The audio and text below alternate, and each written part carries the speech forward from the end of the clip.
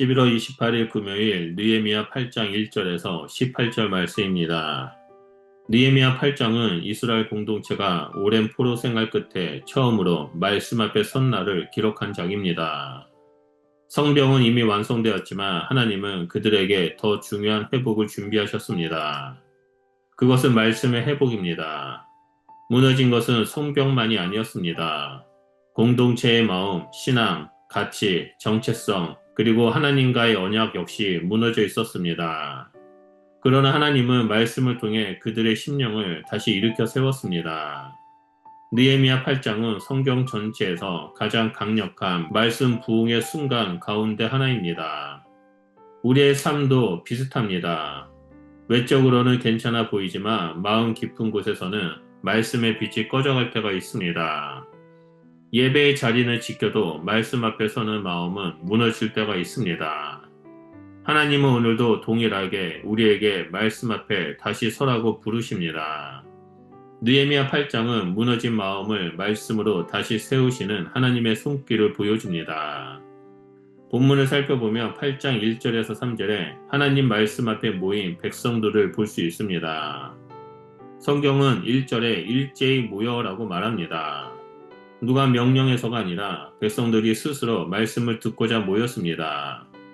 바벨론에서의 긴 포로 생활 동안 말씀이 사라졌던 그들의 마음은 말씀이 다시 선포되기를 갈망하고 있었습니다. 이는 단순한 집회 참석이 아니라 잃어버린 하나님과의 언약을 다시 붙드는 자발적 결단이었습니다. 그들은 남자, 여자, 알아들을 만한 모든 이들이 아침부터 정오까지 장시간 말씀을 들었습니다. 포로에서 돌아온 이 공동체에게 말씀은 삶의 중심을 다시 세우는 생명의 숨결이었습니다. 성벽은 견고하지만 심령은 아직 연약했기에 그들은 말씀 앞에 모여 다시 시작했습니다. 오늘 우리의 회복도 말씀에 대한 갈망으로 출발합니다. 말씀을 듣고 싶은 마음, 말씀 앞에 서고 싶은 마음, 하나님을 다시 알고 싶은 마음이 깨어진 삶을 일으키는 첫 걸음입니다. 말씀을 향한 이 갈망이 새로운 부흥의 시작이 됩니다. 둘째로 8장 4절에서 12절에 말씀을 펼 때 일어난 변화를 볼 수 있습니다.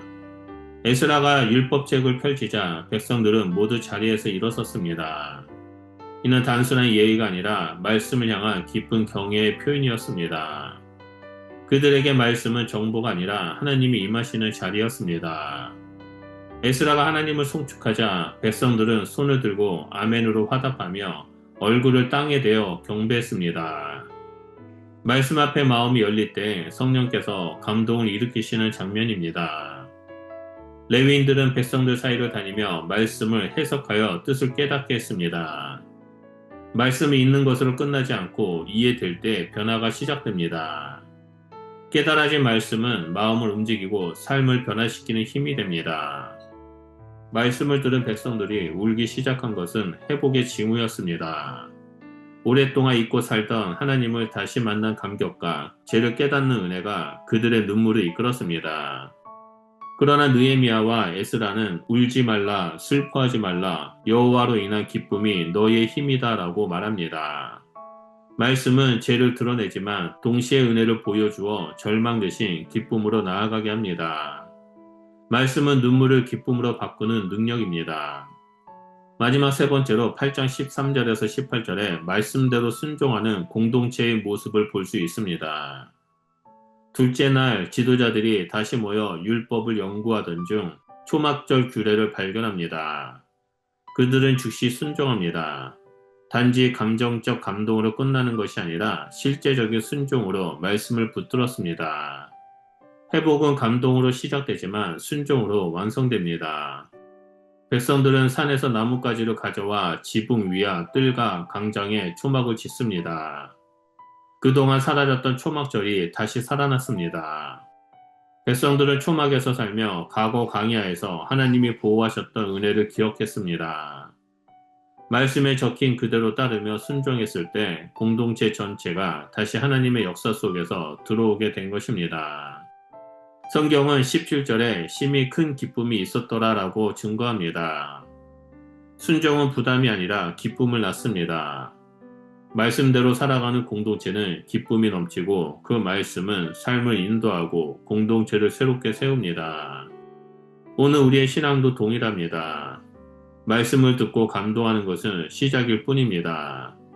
그 말씀이 우리의 선택을 바꾸고 습관을 바꾸고 삶의 길을 바꾸게 할 때 진짜 회복이 일어납니다. 순종은 하나님 백성의 삶을 살아있는 예배로 만듭니다. 느헤미야 8장은 공동체가 말씀으로 다시 살아나는 놀라운 회복의 장면을 보여줍니다.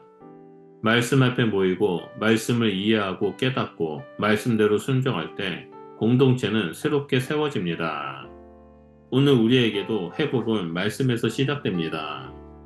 말씀을 읽을 때 마음이 깨어지고 말씀을 들을 때 죄가 드러나고 말씀을 따라 살 때 기쁨이 회복됩니다. 하나님은 오늘도 말씀을 통해 우리의 삶을 다시 세우십니다. 그러므로 말씀 앞에 서는 공동체, 말씀을 깨닫는 영혼, 말씀대로 순종하는 삶을 통해 하나님이 주시는 새로운 기쁨과 회복을 경험하시길 예수 그리스도 이름으로 축원드립니다. 기도하겠습니다. 사랑의 주님, 말씀 앞에 우리를 다시 서게 하시니 감사합니다. 우리 안에 말씀이 사라졌던 자리들을 다시 채워주시고 말씀을 사모하는 갈망을 회복하여 주시옵소서. 그래서 깨닫는 말씀을 순종으로 살아가는 자가 되게 하시고 그 순종 속에서 주님의 기쁨을 깊이 누리는 하나님의 자녀가 될 수 있도록 우리와 함께하여 주시옵소서. 예수님 이름으로 기도드립니다. 아멘.